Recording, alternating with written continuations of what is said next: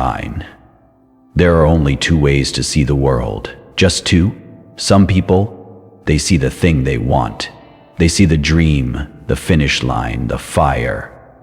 And others, all they can see is the thing standing in their way. The line, the weight, the reason to hesitate. And that tiny difference, that single shift in focus, changes everything. Because it's not your circumstances that define you. It's what you choose to see. It's how you choose to move. Most people, they focus on the obstacle. But the ones who change their lives, the ones who change the world, they keep their eyes locked on the goal. Even when it feels out of reach. Even when everything says stop. They see through the barrier. They see through the noise. Let me take you to Central Park. A simple moment that taught me everything. I just finished a race, exhausted, sweaty, and ahead of me, a long line of runners and a table filled with bagels. Fresh, free, earned. I turned to my friend and said, "Let's grab a bagel." He glanced at the crowd and said, "The line's too long." I said, "But they're free." He shrugged, "Not worth the wait." And in that moment, it hit me. I saw the bagel, he saw the line. That's how life works. Some people will always see what's in the way, but the ones who win, they see what's possible. I walked up, leaned in between two people, grabbed two bagels, walked away. No one complained, no one even noticed. Because here's the rule, you can go after what you want, you just can't stop someone else from doing the same. You don't need permission to go get it. You don't have to wait for the world to give you a green light. You are the green light. You're not selfish for chasing your dream. You're not rude for reaching. You are alive, and you're allowed to go get it. That same principle applies in the quiet grind too. Let me tell you about two lumberjacks. Every morning they walked into the forest with their axes. Same tools, same strength, same time. But one of them would disappear for an hour every day. The other, he kept swinging, he kept working, he refused to stop.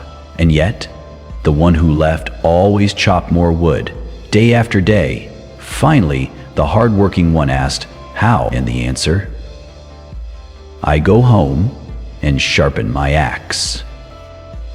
That story isn't about trees, it's about you, your energy, your vision, your focus. Some of you are out here swinging all day, hustling, grinding, giving your all, and still feeling stuck.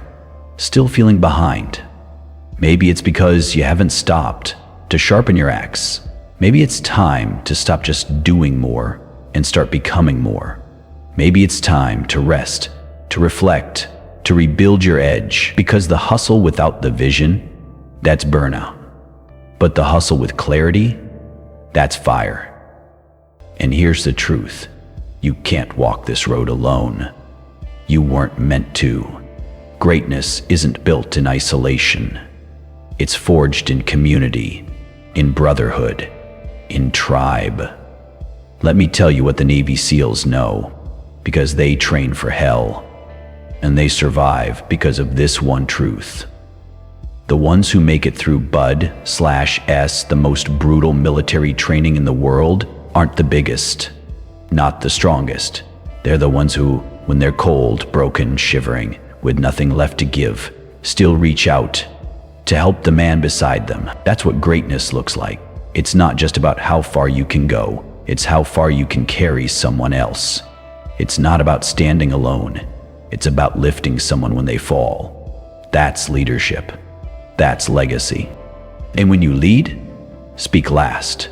Nelson Mandela learned it from his father.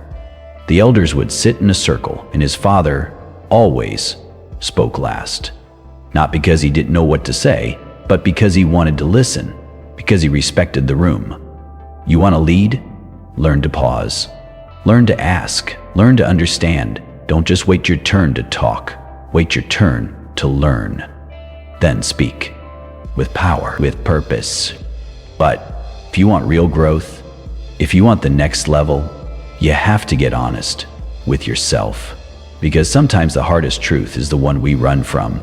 You are the problem. And that's okay. In the 1800s, Women were dying in childbirth at horrifying rates. It wasn't until one doctor, Oliver Wendell Holmes, realized the unthinkable, that doctors were conducting autopsies in the morning and delivering babies in the afternoon without washing their hands. They were the problem. But when he said it, they mocked him for decades, until they listened, until they changed, and the death toll dropped. Sometimes the breakthrough comes when you finally say, "It's me." When you own it, when you stop pointing fingers and start pulling yourself forward. You can take the credit, but take the blame too. That's not weakness, that's power. And finally, stay humble. I remember the story of a former Undersecretary of Defense standing on stage with a styrofoam cup. He said, "Last year, I gave this same speech. I was still in office. I flew first class. A driver picked me up. Someone handed me coffee in a ceramic cup. This year, I flew coach, got a cab, got my own coffee in this cup." He paused and said, "The ceramic cup wasn't for me, it was for the position I held. I deserve the styrofoam cup." That is humility. The world will treat you differently when you succeed. They'll give you perks, praise, status. But none of that is for you. It's for the role you fill. The real you still deserves the styrofoam. And the moment you forget that, you lose what made you great. And now, if you hear nothing else I've said, hear this. We are the leaders now. We keep telling the next generation, you're the future. But if they're lost, anxious, depressed, distracted, maybe it's because of the world we gave them. Maybe it's time to stop pointing down and start looking inward. This isn't about blame. This is about responsibility. This is about empathy. Because we're not just here to build companies, teams, or followings. We are here to build the people. We're here to build each other. So stop asking how to get more out of people. Start asking how to help people become more of who they already are. Because working hard for something you don't care about, that's stress. But working hard for something you love, that's passion, that's purpose, that's power. And when you find that, you don't just move mountains, you become one. So today, sharpen your axe. Skip the line, speak last. Own your truth, and drink your coffee with pride, even if it's in a styrofoam cup. Because it's never been about the perks. It's never been about the applause. It's always been about the person you became when nobody was clapping. And if this message touched you, really touched you, then do one thing for yourself and for someone else. Subscribe to this channel right now, because this isn't just a video. This is a movement for real growth, real leadership, real purpose. Like this video if it made you feel something. Drop a comment and tell me, what's your axe? What's the one thing in your life you need to sharpen? As if you know someone, anyone, who needs this message in their soul, then please share this video with them. Be the reason someone sharpens their axe. Be the spark that lights their fire. Because we're not done. We're just getting started. Let's rise together.